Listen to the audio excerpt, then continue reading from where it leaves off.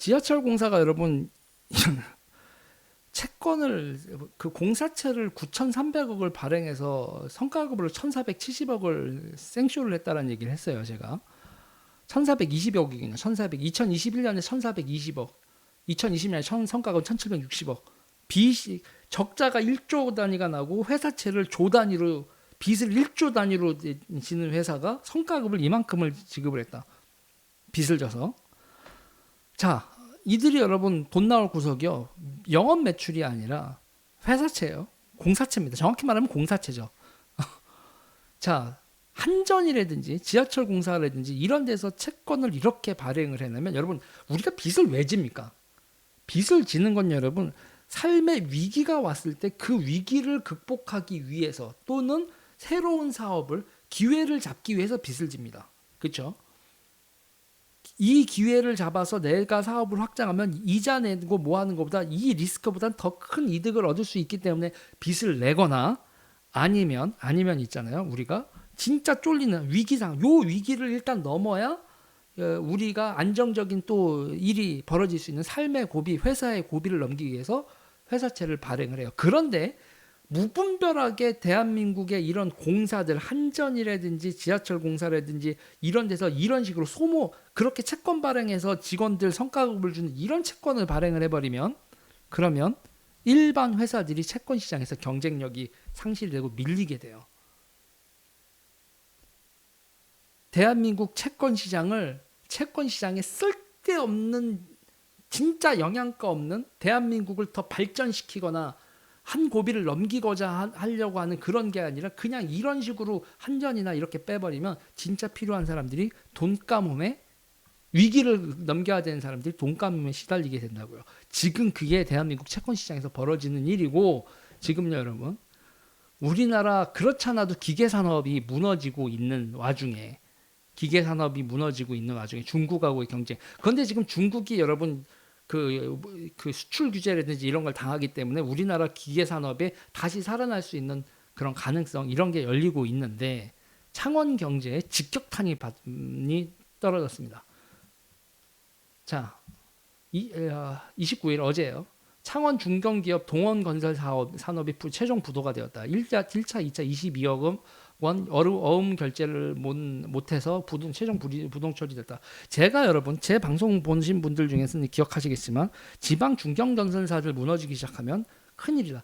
이게 아니 건설사가 무너진 거하고 기계공업하고 무슨 상관이야라고 할 텐데 여러분 건설사가 무너지면 그 동네에 있는 또 자금 시장이 말라들면 여러 가지 이 우리가 주변에 있는 사업들하고 연결되는 건 여러분 금융을 통한 채권 채무 관계로 얽혀 있는 거예요. 삼성이 돈을 벌면 우리한테 뭐가 좋냐면 삼성이 벌어온 돈으로 그 은행에 돈이 쌓이면 은행은 신용 창출을 해서 빚을 대게 되면 우리가 그 빚을 가지고 아파트를 사든 뭐를 하게 되든 그런 식의 연쇄 반응 효과가 금융에서 벌어진다고 했잖아요. 그렇기 때문에 이 건설 산업들이 부도가 벌어지면 대한민국의 구조상 지방 경제가 작살이 난다고요.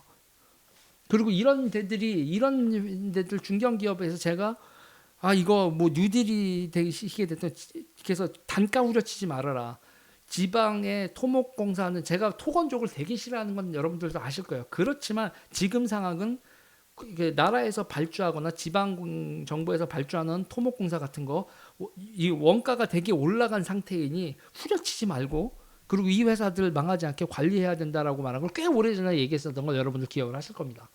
지금 상황이 이게 이상하게 돌아가는데 제가 요새 사실 열받는 게 올 말에 벌어질 거라고 이 파업이나 이런 채권 시장이나 이런 문제가 벌어질 거라고 제가 얘기했었던 거 그리고 준비하라고 그 막 국민의힘이 됐든 뭐가 됐든 푸시하라고 했었던 걸 다 개코로 듣더니 인간들이 지금 준비가 되어 있는지 아닌지를 모르겠어.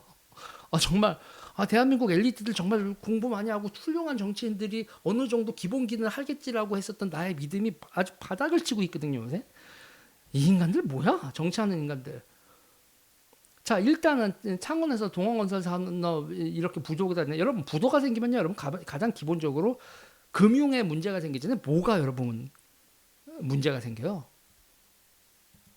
여러분 있잖아요. 미수금 발생을 하잖아요.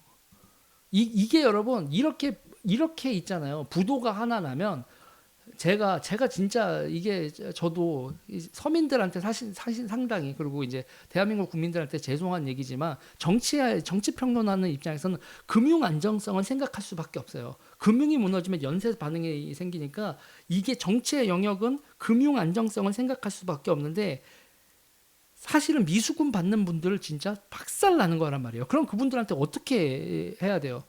그러면 여러분 우리가 안정자금, 경영 안전자금을 이렇게 투입을 해야 되고 하는 일이 벌어지잖아요. 그런데 경영 안전자금을 누구만 줄 수 있는 게 아니잖아요. 그럼 다 심사를 해야 돼요. 심사를 하고 뭐를 해야 되는데 규모가 우후죽순. 저도 미수금, 그러니까 동원건설에 미수금이 있어요. 이 미수금 채권을 들고 왔다. 이거 비수금 채권인데 이거 동원건설이 죽어서 결국은 이거는 그냥 부실 채권인 걸 아는데 이 부실 채권을 발생한 이 회사한테 어떤 금융 지원을 해야 되는지 그 규모가 어느 정도가 돼야 되는지 그런데 이게 여러분 정부가 복잡하지 않게 시장이 돌아가면 채권 시장이 돌아가면 이 머리를요 여러분 정부가 쓰지 않아도 된다고. 왜냐하면 사장님들이 미수금 발생한 사장님들이 이걸 해결하기 위해서 채권 시장을 돌고 뭐 사채를 하던 신용 대출을 받든 뭐를 하던 그 사장님들이 머리 골치가 아픈 상태에서 자율적으로 막 쥐어짜고 직원들하고 협의하고 사람을 줄이든 월급을 줄이든 아니면은 비상 경영을 하든 이런 식으로 극복을 하는데 그게 무너져 버려서 사람들이 완전히 사장님들 멘탈이 나가가지고 저 미수금 발생했어요 살려주세요라고 벌어지면 그러면 있잖아요 정치가 감당할 수 있지가 않아요.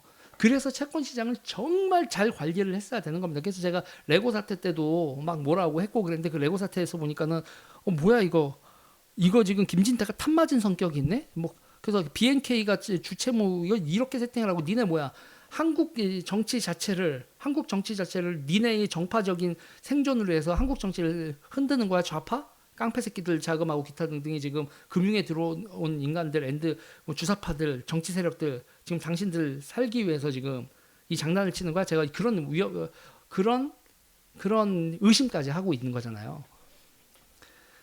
지금요 있잖아요. 이 인간들은 지금 파업을 하는 거건 금융 쪽에서 벌어지는 거건 기타 등등해서 저는 그래요. 이거를 그 정파적으로 이용하면 안 되고 이미 정파적으로 이용하고 있는 새끼들은 제발 좀 그러지 말고 그리고 이런 상황에서 나라를 살리기 위한 진짜 특단의 고민들을 하기 시작을 해야 돼요. 그리고 이제 요번에도 발생한 거지만 공사들의 방만한 운영의 결과가 채권 시장을 작살내는 원동력이 됐다고 하면 대한민국 공사들 구조조정 들어가야 됩니다. 당연히요. 당연히 대한민국 공사들 구조조정이 들어가야 되죠. 그게 안 되면 대한민국 경제가 일파만파돼서 다 망하게 생긴 거야. 그러니까 지하철 공사에서 채권 발행해서 성과금 주는 이런 건요, 여러분 절대로 용납하면 안 되는 거예요.